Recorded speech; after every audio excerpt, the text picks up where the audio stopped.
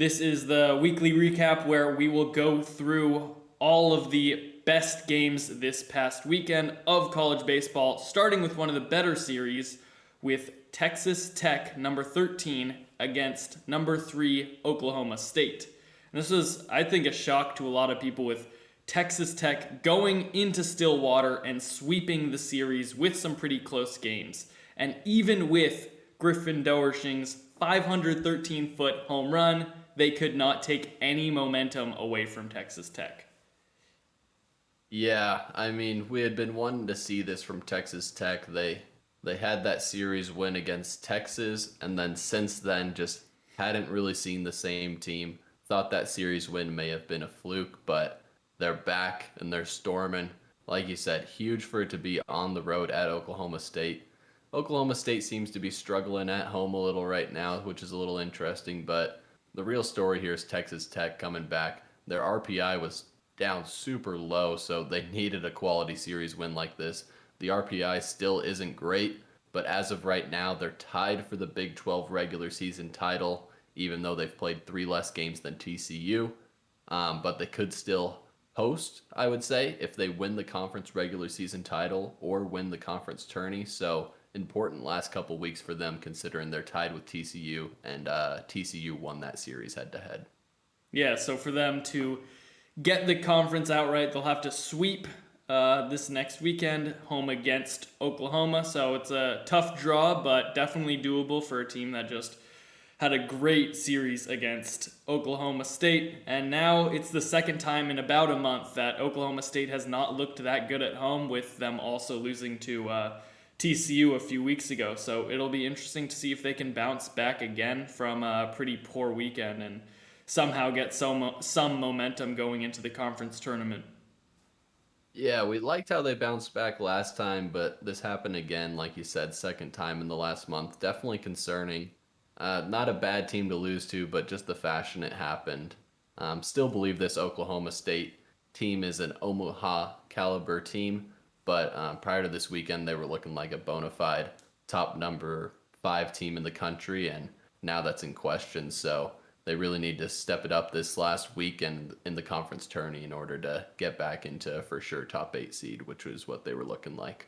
Yeah, definitely. And another team that went along those same lines that looked like a probable or potential top 8 seed in the tournament was Arkansas, and they come out with a series loss to Vanderbilt at home. So that another bad series for a top team in contention for a pretty good hosting spot. And this is a really big setback for Arkansas, who could have benefited a lot from winning this past series, especially because of their RPI being as low as it is right now at 29. So that's not great now, even for a hosting spot, when you were looking at them as a top 5 team in the country and potentially a top 8 seed coming into a regional. But now it's looking a bit iffy with that. Yeah, like you said, the RPI's been low for them, but up until this point, they were sitting alone atop the SEC West and had a great record. So usually you're locked in for a top 8 seed if you're winning one of those divisions in the SEC. But it looked like the offense was going for Arkansas these first 2 games, but the pitching staff really struggled this weekend, giving up 20 runs. And then Arkansas's offense gets shuts out on Sunday. I mean, the story this whole year has been that Arkansas has been not necessarily inconsistent, but just hasn't been clicking on all cylinders at any point. And we're getting to 1 week left in the regular season. They're running out of time, so it's really concerning. And at this point, not really looking like a top 8 seed anymore after that loss. So, yeah, it's scary times for Arkansas. They really need to figure it out down the stretch. At this point, it may be a matter of whether they haven't been clicking or if this is just their team. It's hard to tell at this point, but not a great sign for them. On the other hand, for Vandy, they might have locked up a top 8 seed here. Probably still need to win this series against LSU, but they're trending in the right direction after not winning any quality series most of the year. They've got a couple back-to-back now and certainly trending in the right direction with Tim Corbin working his magic as usual. Yeah, definitely. Like you said, Vanderbilt is kind of the opposite story as Arkansas. It looked like they weren't going to be a team in contention for a regional hosting spot, but now it's completely shifted. They're sitting at 3 in the RPI at the moment and could definitely take a top 8 seed after being a fringe top 25 team just a few short weeks ago. So it's really a shift in momentum, and Vanderbilt has shown that they are a team to be worried about come postseason time. Definitely. And then we can also stay in the SEC for another series that was very big, with Ole Miss sweeping LSU at home, or LSU was at home, and kind of the epitome of this LSU season so far, where right as we're about to say that they could be a team to be in the College World Series, they're one of the hotter teams in the country, winning a few good series in a row, they come out and get swept at home by Ole Miss, who was near the bottom of the SEC standings and now has put together a short, quick little burst of sweeps, and now is in a great spot to be in a regional, and that's something that you couldn't say a few weeks ago. Yeah, like you mentioned with LSU, just inconsistencies the whole year. They look like a team that might drop out of the top 25, and then all of a sudden they're a potential host site, maybe a team that could make it to Omaha like we thought. But here they go slipping again.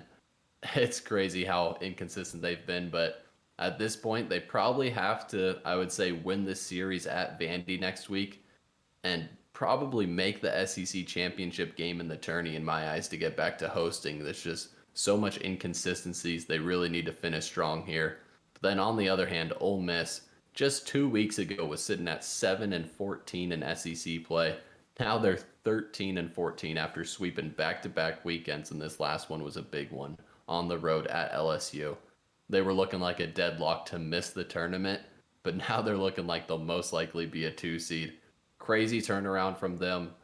It's just, we knew they were a solid program coming into the year, thought they'd be a top team in the country, but they just did not show it for the first 2/3 of the season or so. So trying to figure out if they're really this team they've shown the past 2 weeks, or if they're that team we saw for most of the year. Yeah, we'll see going forward if they can keep that going this next weekend and into the conference tournament. But right now, they sit in a pretty good spot to make the postseason. But yeah, we can go to another really amazing series between two very good teams, with number 14 Louisville facing number 5 Virginia Tech at Virginia Tech. It was extremely close for most of these games. Even the 8-1 scoreline in Friday's game was much closer for pretty much the entirety of the game, with 6 of Louisville's runs coming in the 8th and 9th. So, I mean, two very highly competitive teams in a close atmosphere that was just amazing throughout the entire series, and it really seemed like a postseason series in that sense. Yeah, high energy there. Incredible matchup, two highly ranked programs, and Virginia Tech, great energy in that stadium this year. They've been wanting to get that program back on track, and they've finally done it. They look like a bona fide contender for a national championship now. Like we've mentioned in previous podcasts, they haven't lost a series since March, I believe. So it's absolutely crazy the run they're on. They just keep on winning series even when they're playing highly touted competition. And at this point, I would say they're probably a lock for a national seed there in the top 8, unless they get swept this weekend and drop both games in the ACC tourney. It's just hard to deny the resume they have at this point. They're extremely hot, and they're looking like the class of the ACC, although they don't sit atop the standings right now.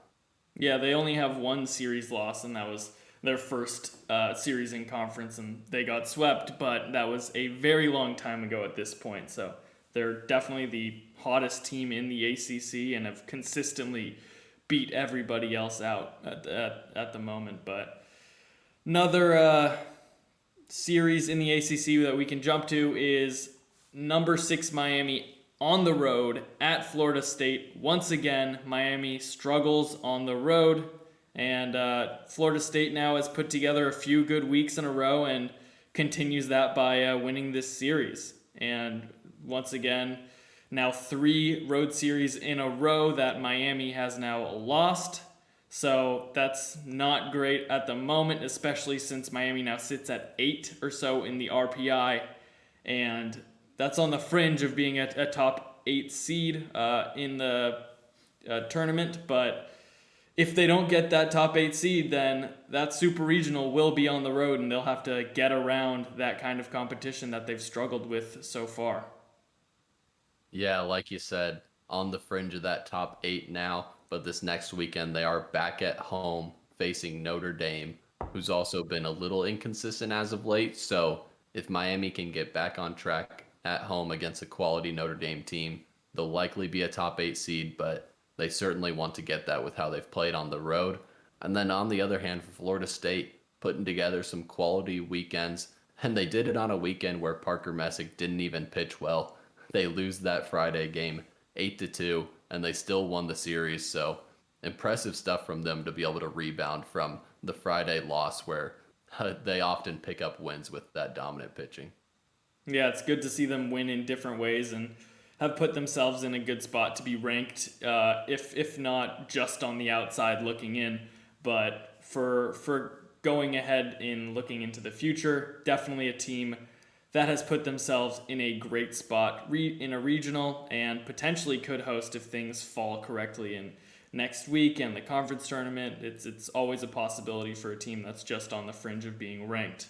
And another great series, maybe the last one we'll go through from this past weekend, was number 2 Oregon State at Arizona.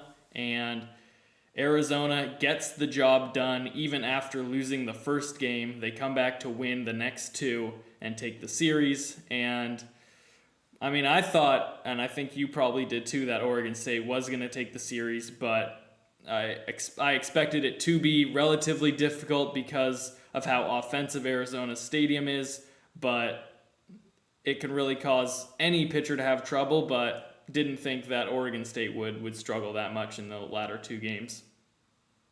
Yeah, like you mentioned, both knew this could be a troublesome weekend for Oregon State, but both thought that they would still go in there and come out with the series win. But with that Arizona offense, I mean, they got to Jerpy on the Friday game. First time he's been touched up in a while.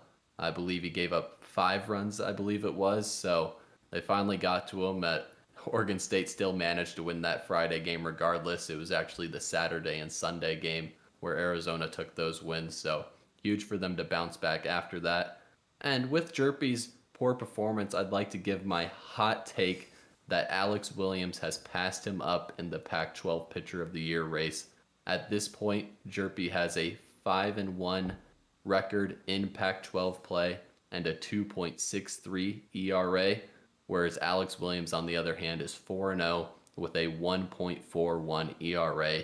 Alex Williams has just absolutely torn up the conference. He's one of the best Friday guys in the country, and in my mind, that full point and the ERA is enough of a difference for himself to separate him. Yeah, I don't know if I'm ready to jump to that conclusion quite yet, just because of how dominant Jerpy has been in most of his starts, and he's highly touted as a potential draft pick, and Alex Williams is as well, but definitely a little bit lower on people's boards, and feel like there's just that extra upside that you see from Jerpy, and you can see that in his strikeout numbers, but definitely both up for contention for that spot. We'll see. That matchup is definitely a potential final game of the Pac-12 tournament. We could potentially see those guys go head to head, and that would be a great watch to see. But thank you for watching and listening. If you enjoyed, we would greatly appreciate a like and subscribe for more weekly college baseball content.